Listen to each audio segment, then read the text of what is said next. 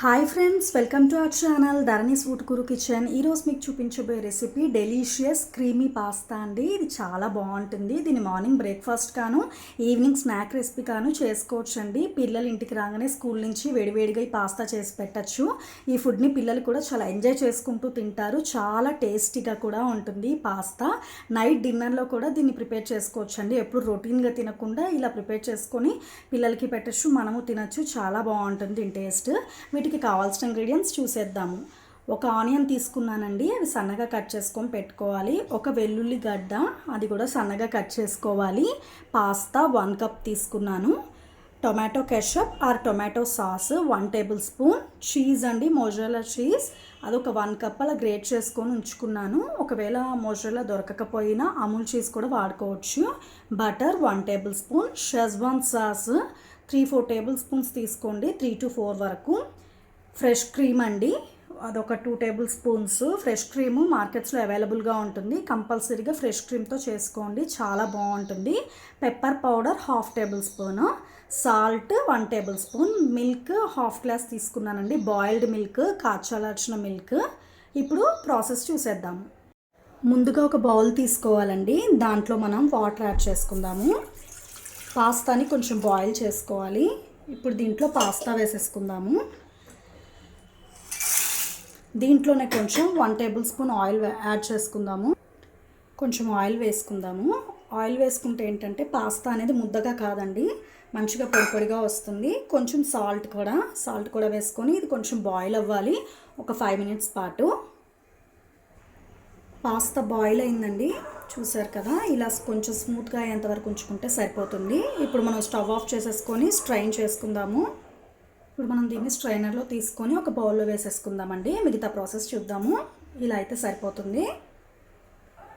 ఇప్పుడు మనం ఒక బాండీ పెట్టుకుందామండి. దీంట్లో 3 టేబుల్ స్పూన్స్ వరకు ఆయిల్ తీసుకోండి. ఇది కొంచెం హీట్ ఎక్కాలి. ఆయిల్ హీట్ ఎక్కిందండి. ఇప్పుడు మనం ఫస్ట్ వెల్లుల్లి వేసుకుందాము అండ్ ఆనియన్స్ కూడా. ఇవి కొంచెం ఫ్రై అవ్వాలండి మంచిగా. మరీ డీప్ ఫ్రై అవ్వాల్సిన అవసరం లేదు, కొంచెం ఫ్రై అయితే సరిపోతుంది. మీడియం ఫ్లేమ్లో పెట్టుకొని వేయించుకోండి. ఫ్రై అయ్యాయండి, ఇలా వేయించుకుంటే సరిపోతుంది లైట్గా. ఇప్పుడు మనం దీంట్లో షెజ్వాన్ సాస్ వేసుకుందాము అండ్ టొమాటో కెచప్ కూడా వేసుకున్నానండి. వేసుకుని మిక్స్ చేసుకున్నాను. లో ఫ్లేమ్లో పెట్టుకొని మాత్రమే చేసుకోండి. హైలో పెడితే ఏంటంటే మొత్తం అడుగంటిపోయి మాడిపోతుంది. ఇప్పుడు మనం దీంట్లో ఫ్రెష్ క్రీమ్ అండ్ పాలు యాడ్ చేసుకుందాము. ఫస్ట్ ఫ్రెష్ క్రీమ్ యాడ్ చేసుకుందామండి. ఈ క్రీమ్ వల్లనే చాలా టేస్ట్ వస్తుందండి పాస్తాకి. కంపల్సరీగా క్రీమ్ తెచ్చుకొని చేసుకోండి, చాలా బాగుంటుంది. ఇప్పుడు దీంట్లో మిల్క్ యాడ్ చేసుకుందాము.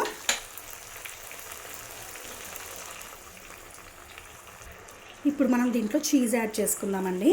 ఒకదాని తర్వాత ఒకటి అన్నీ యాడ్ చేసుకోవాలి. ఇప్పుడు బటర్ కూడా వేసేసుకుందాము. వేసుకొని మిక్స్ చేసేసుకుందాము. ఇవన్నీ కొంచెం కరిగితే సరిపోతుంది.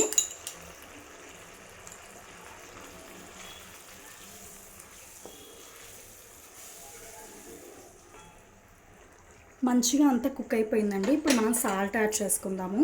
సాల్ట్ అండ్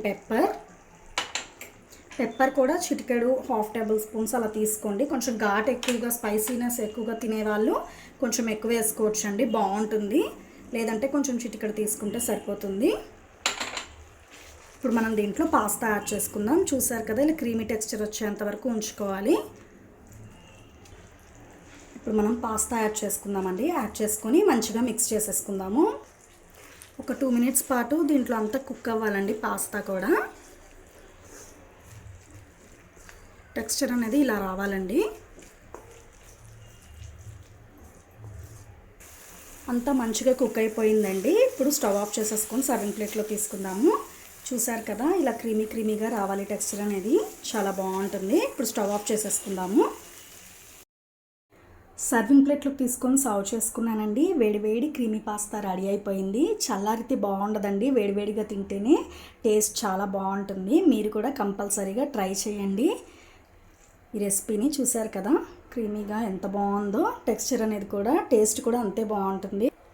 ఈ రెసిపీ మీ అందరికీ నచ్చింది అనుకుంటున్నాను. నచ్చితే లైక్ చేయండి, షేర్ చేయండి, కామెంట్ చేయండి, సబ్స్క్రైబ్ చేయండి. పక్కనే ఒక బెల్ ఐకాన్ ఉంటుంది, అది క్లిక్ చేయండి. అది క్లిక్ చేసి ఆల్ అనే ఆప్షన్ ప్రెస్ చేస్తే మా న్యూ నోటిఫికేషన్స్ అన్నీ మీకు వచ్చేస్తాయి.